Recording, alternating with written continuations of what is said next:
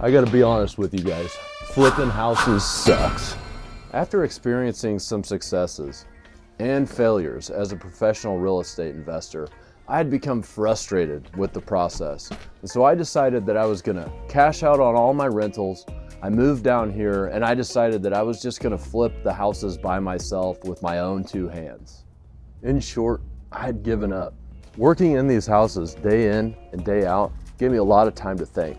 Think about all the things that I did wrong. Thought about the contractors I worked with, how I built budgets, how I went and found deals, how I dealt with business itself.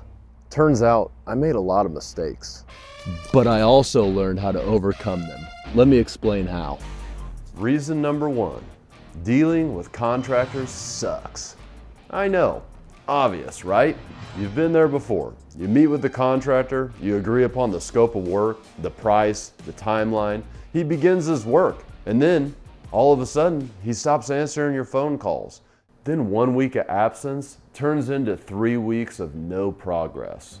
Although it's impossible to completely avoid the contractor's black hole, you can take steps to protect yourself by managing your contractors well. Managing contractors well comes down to 3 things, which are simple in concept, but require consistency to execute.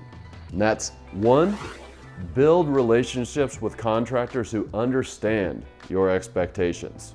2, create a smart scope of work by setting your expectations at the beginning of the project. 3, hold them accountable. Continue to maintain your expectations throughout the project and communicate to your contractors anytime they are not holding up their side of the deal. Reason number 2, budgets always get blown. The types of houses we're buying are not the ones you see on TV. These are the epitome of deferred maintenance and often have major issues with them. Whether it's structural issues, water intrusion, major plumbing or electrical problems, or replacements for the roof, HVAC, windows, siding, you need to be prepared for these to take up most of your project's budget. Some of these items will be easy to catch when you're doing your due diligence, but others may not be visible until you open up those walls or the floors. A quick note on due diligence. It's not uncommon at all to have little or no inspection window when buying some of these deals. So you gotta be prepared to devote what time you do have looking for signs for these big ticket items. Although there's no such thing as a perfectly planned budget, here are some ways to mitigate your risk. 1, learn to look for the signs of deferred maintenance and how they might impact your budget. 2, build in 10 to 20% of financial contingency into your budget to make sure you've accounted for these unseen items. 3, use a project management system that accounts for the realities of an investor-grade renovation. Reason number 3, finding deals is exhausting. There are essentially 4 different ways to find deals. 1, buy off the MLS, aka the market. 2, buy from a wholesaler. 3, buy from a bank, an auction, the courthouse steps, etc. 4, buy directly from the seller. All of these tactics have their pros and their cons, but your primary filter for choosing your preferred method will be determined by how much work you're willing to put in. The more work that you have to put into sourcing the deal, the smaller the market. The smaller the market, the better the deal. Let's review an example. If you want to buy a house on the MLS through a real estate agent, it's easy to find willing sellers to put in your offer. Since it was easy for you, it was easy for everyone else. The MLS gives you access to the biggest market and therefore the smallest chance of scoring a great deal.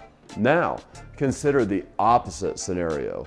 You're sourcing and buying directly from the seller who doesn't have the house listed at all. This is much more difficult to pull off, but your reward will be so much greater.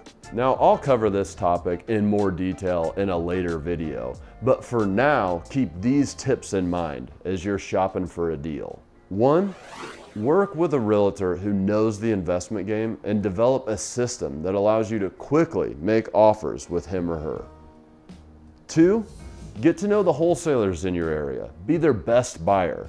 That will ensure that you are their first call every time. 3, set up the platform for you to get your own deals.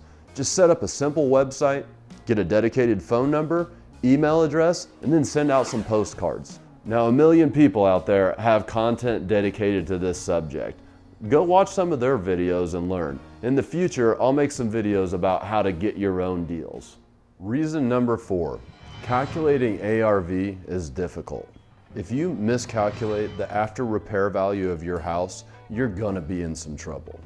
Now, there is no foolproof method to being right every time. Finding the ARV or comping a house is a game of statistics. You're trying to determine the likelihood of your flip being appraised within a certain range after the renovation is complete. However, miscalculations happen often. Overlooking neighborhood boundaries, personal bias in favor or against a certain area, and trusting other people's opinions are just some of the ways you could be setting yourself up for disaster. Like any statistical game, however, there are plenty of ways to stack the deck in your favor.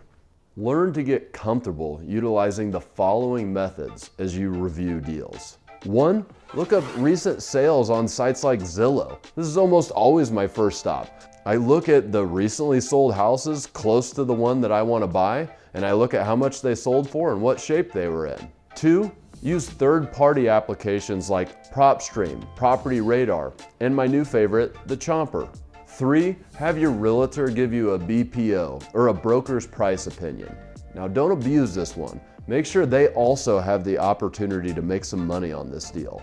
And 4, learn how to be your own appraiser. Note that these methods are listed in order based on the likelihood of a deal closing. Consider them as steps in your buying funnel. Reason number 5, vampires exist after all. There are 3 main bloodsuckers in the real estate game: litigators, Uncle Sam, and bankers. They are things that everybody has to deal with, whether it's in this business or any other. Don't let these guys scare you into abandoning your dream. That's a worse situation to be in than anything they could possibly throw at you. Now, here are some quick tips for each one of these 3 bloodsuckers. 1, litigators. You worried about being sued? Set up an LLC and buy the houses in it. Then set up a specific bank account for the LLC and use it only for investing. It is really easy to do online and you can sleep well at night, at least until you start flipping the houses. Note, this is not the optimal or even necessary strategy, but it is a legitimate one if you are concerned about this particular vampire. Now, I'm not an attorney. This is just what I did when I started out as a simple fix to a complex problem. 2, Uncle Sam. Now, your biggest weapon against this bloodsucker is keeping your financial house in order. Find a CPA, collect and record all possible expenses on a project. Maintain your books and research all the things that you can legally write off. Legally write off. Legally write off. All of them. All of them. All of them. All of them. Now, spend some time educating yourself on the basics of business tax. Later on, you can go try to bite off some of the more high-level stuff. 3, bankers. Now, this one just is what it is. You're gonna have to pay interest and points in these deals. Don't get caught up in the drama of fluctuating interest rates. Let everybody else worry about that. Just find a deal that makes the most current interest rates work and then underwrite the deal accordingly. Reason number 6, getting ahead requires you to keep your foot on the gas. No matter what you might face in the house flipping game, you can only get ahead while you're keeping your foot on that gas pedal. This was the hardest reality for me to understand, but also the most essential for my growth. If I hadn't initially given up, I may not have come to terms with the nature of this business.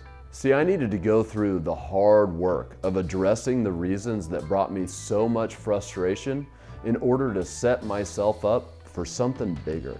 For me, that thing was a portfolio of rental real estate that would provide for me and my family when I wanted to pump the brakes on the business just a little bit.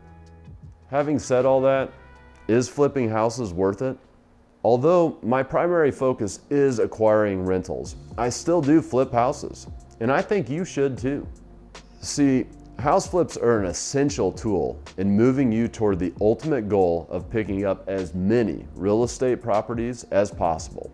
In time, your rental portfolio will become the source of most or all of your cash flow and your wealth. Note, the key is time. It's going to take time to acquire these properties, and you'll need a tool along the way to help you do so. And this is where house flipping comes in. Use this tool wisely, and you'll enjoy the following benefits. 1, you'll be able to practice and hone in your rehabbing skills. 2, profits from flips can be used to grow your cash reserves, allowing you to purchase more properties. 3, having a constant supply of good jobs will keep the best contractors working with you. 4, by having multiple projects going on at the same time, you'll be able to create cost efficiencies, which ultimately means spending less money. Flipping houses never gets easy, but it can be easier. Throughout the process, keep in mind the bigger purpose, growing your real estate holdings. That is the gift that keeps on giving. Good luck out there, guys.